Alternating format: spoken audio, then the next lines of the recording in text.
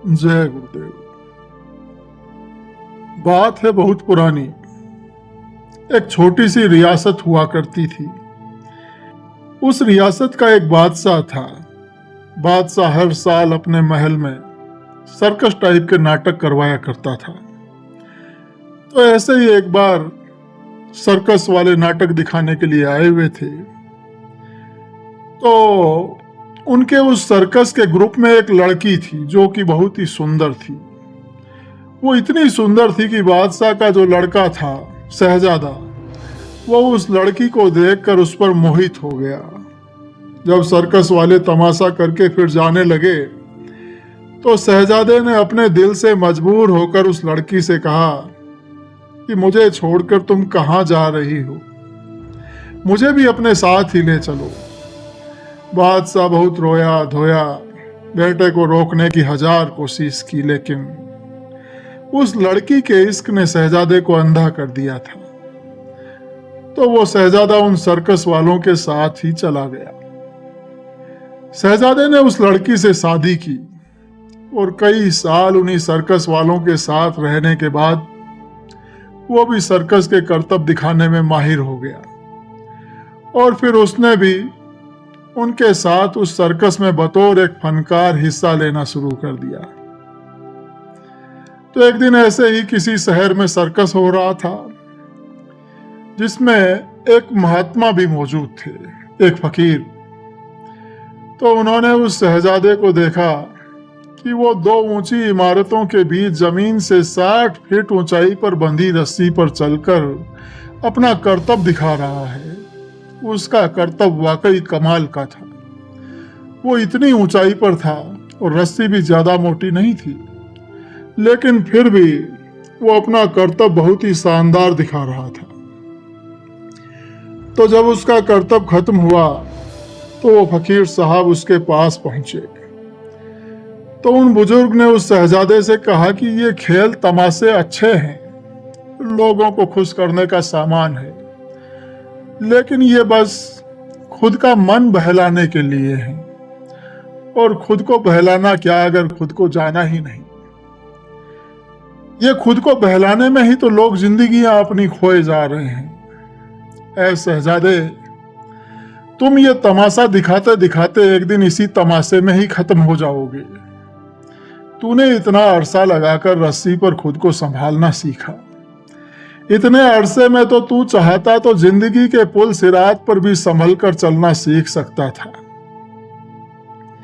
पुल सिरात कहते हैं धार्मिक मान्यताओं में मृत्यु के बाद का एक पुल। उसे धार्मिक मान्यताओं में कहा गया है पुल सिरात। तो कहा कि इतने अरसे में तू चाहता तो जिंदगी के पुल सिरात पर भी संभल कर चलना सीख सकता था, और रस्सी पर संभल कर चलना सीख भी लिया तो आखिर में पहुंचेगा कहां? क्या तू जानता है सच्चा बुद्धिमान इंसान कौन है?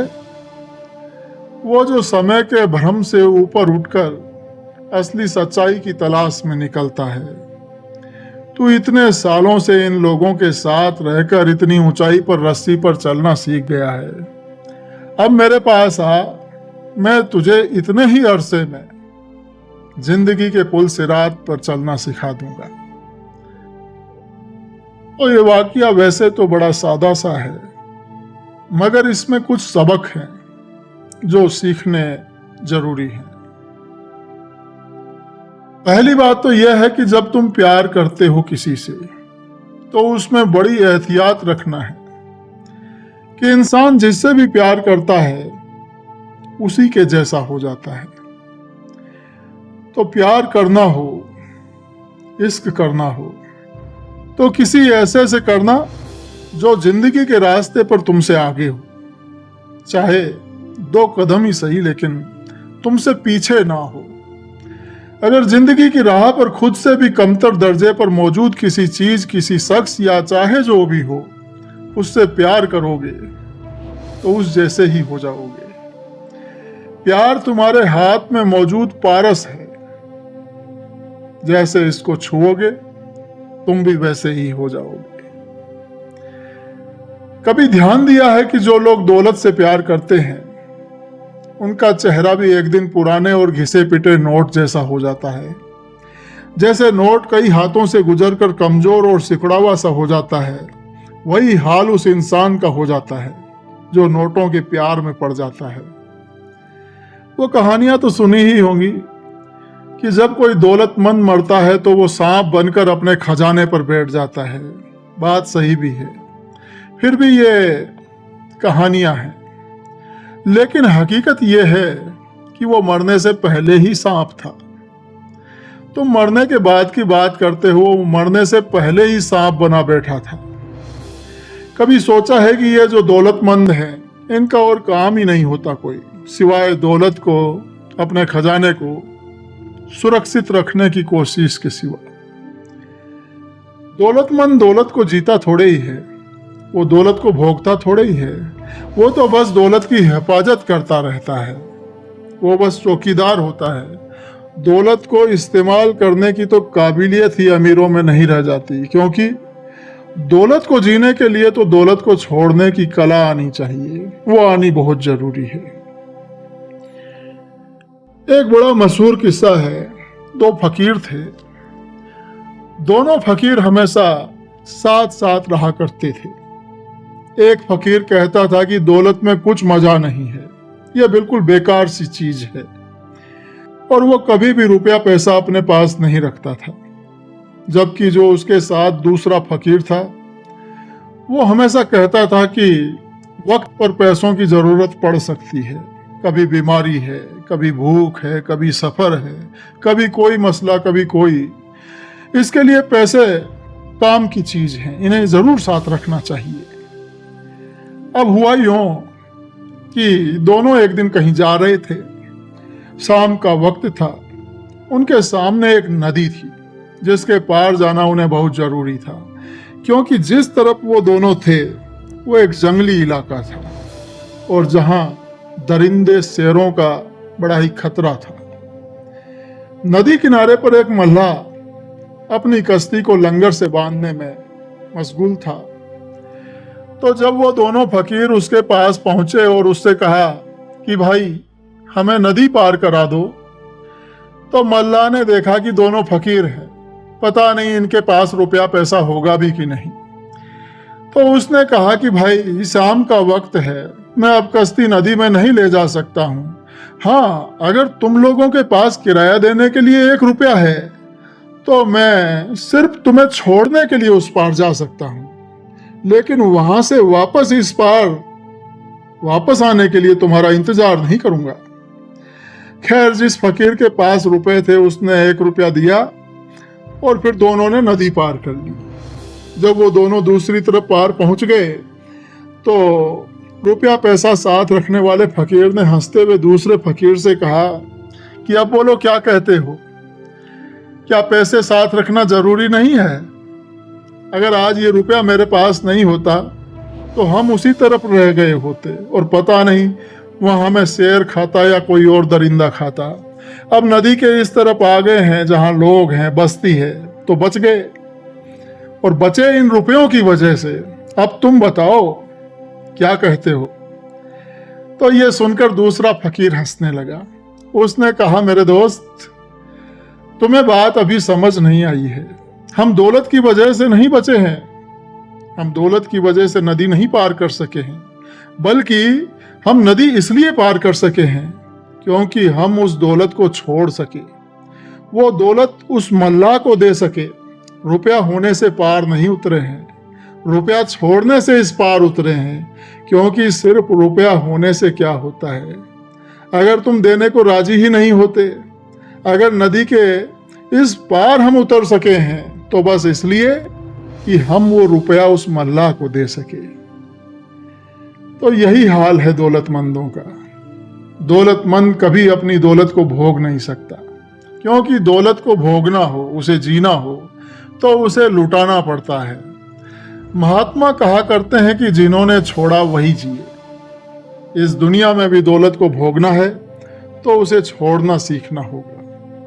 इस दुनिया में दौलत को जीने का बस एक ही उसूल है, उसे छोड़ना सीख जाएं। लेकिन आप अपनी दुनिया उठाकर देखिए, जो दौलत संभालना, जोड़ना, इकट्ठी करना शुरू हो जाता है, वो खुद भी दौलत जैसा बेजान, जिंदगी से महरूम और मात्र एक वस्तु बनकर रह जाता है। तो ये जो शहजादे और सर्कस के एक्टर की लव स्टोरी है, वैसे तो ये आम सी एक कहानी है, लेकिन ये छोटी छोटी कहानियां बड़े बड़े सबक रखती हैं। वो शहजादा था, दौलत, शोहरत, इज्जत, ताकत सब उसे हासिल थी, लेकिन सर्कस की एक फनकारा से इश्क ने उसे इन सब चीजों से अलग कर दिया और वो बस एक कर्तव्यबाज बनकर रह गया।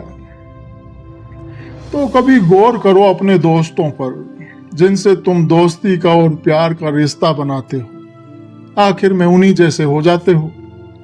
और दोस्ती को तो छोड़ो, किसी से दुश्मनी भी अगर काफी अरसे तक करके देखो, तुम उस जैसे हो जाओगे, क्योंकि विचारों का जो फोकस है वो वही रहेगा। वो क्या चालें चल रहा है, वैसी ही चालें तुम चलोगे। इसलिए कभी गौर करो, दुश्मन भी एक जैसे हो जाते हैं। सबकॉन्शियस माइंड में वही चीज बैठती है जिसको तुम वास्तव में तवज्जो देते हो, फोकस देते हो। इसलिए याद रखो कि दुश्मनी भी एक तरीके की दोस्ती ही है। और हाँ, किसी चीज की कशिश इंसान को गिराती है और यही कशिश उसे उठा भी सकती है। सोचो, अगर मीरा जैसी कशिश तुम में पैदा हो जाए तो तुम्हारी भी नजरें जो जमीन में गड़ी हैं आसमान की तरफ उठना शुरू हो सकती हैं, क्योंकि किसी गुरु, किसी मुर्शिद, किसी संत, उन्हें देखने के लिए तुम्हें अपना मुंह, अपना सिर ऊपर उठाना होगा। कीड़ों की तरह जमीन पर अनाज ढूंढते रहने वाले लोग कैसे आसमान की बुलंदियों को छूते इंसानों को देख सकेंगे। कहते हैं कि जब मंसूर हल्लाज को सूली पर लटकाया जाने लगा और उसे तख्तदार पर ले जाया गया तो वो खिलखिलाकर हंस पड़ा। तो किसी ने पूछा कि तुम मरने जा रहे हो, फिर हंस क्यों रहे हो? तो मंसूर ने कहा कि मैं खुश हूं कि ये इतना सारा मजमा मुझे मरते देखने के लिए यहाँ जमा हुआ है। मैं यहाँ तख्तदार की ऊंचाई पर खड़ा हूँ और इन लोगों की जिंदगी में शायद पहली बार ये मौका आ रहा है कि इनकी नजरें आज ऊपर उठेंगी, क्योंकि मुझे देखने के लिए इन्हें ऊंचे तख्तदार की तरफ जो आखिरकार देखना पड़ रहा है। यही क्या कम है, यही क्या कम है कि तुम जो जमीन में आंखें गाड़ के जीते रहे हो, आज ऊपर तो देखने पर तुम तैयार हो गए हो। और हो सकता है कि शायद मुझे देखकर तुम उस खुदा को भी याद कर सको जिसका ठिकाना जमीन की कशिश से आजाद बुलंदियों पर है। और शायद तुम मेरे चेहरे पर सुकून को देखकर जान सको कि खुदा जिसके साथ हो जाए वो मरने में भी खुश हो जाता है, और खुदा का जिसे साथ नहीं उसके लिए जिंदगी भी दुख की एक कहानी के सिवा और कुछ नहीं। मंसूर ने कहा कि तुम इस बुलंदी पर खड़े शख्स की फांसी को भूल न सकोगे कभी, और ना मेरी इस मुस्कुराहट को ही भूल सकोगे। ये मुस्कुराहट कभी कभी तुम्हें जरूर चौंकाएगी, कभी कभी तुम्हारे ख्वाबों में ये मुस्कुराहट जरूर आएगी, कभी तुम्हारी जिंदगी के खामोश लम्हों में मेरी तस्वीर तुम्हारे जहन के पर्दों पर जरूर घुमा करेगी। तो क्या ये भी कम है कि मेरी मौत तुम्हारे इतने ही काम आ गई? बाकी मरना तो सभी को होता है। इसलिए कभी किसी के प्यार में पड़ो तो इतना सा याद रखो कि वो जिसकी मोहब्बत में तुम गिरफ्तार हो रहे हो, वो जिंदगी के रास्ते पर तुमसे कुछ आगे खड़ा हो, चाहे 2 कदम ही सही।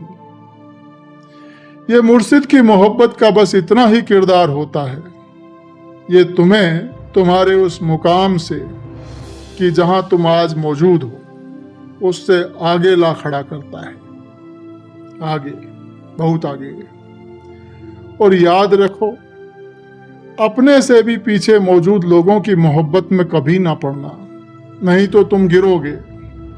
शहजादा भी हो लेकिन सर्कस के फनकारों के साथ घूमते रहोगे तो कर्तव्यबाज ही बनोगे। कर्तव्यबाज से ज्यादा कुछ नहीं, बादशाह नहीं। इसलिए ऊंचे की संगत करो जो तुमसे ऊंचा हो, आगे हो, अच्छा हो। तो ये सारी बात वो फकीर साहब ने उस शहजादे को कही और फिर वो शहजादा उन फकीर साहब के साथ हो गया। जय गुरुदेव।